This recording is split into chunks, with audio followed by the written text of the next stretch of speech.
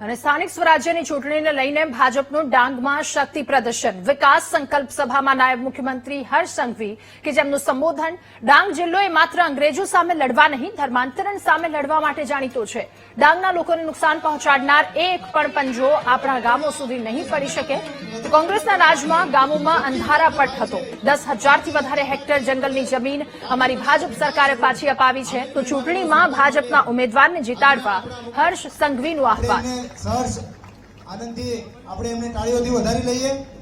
ડાંગના નાગરિકોને નુકસાન પહોંચાડનાર એક બી પંજો આપણા ગામો સુધી નહીં પડી શકે તેવી માં સબરીની સોગંદ ખાવાની છે આપણે સૌ લોકોએ।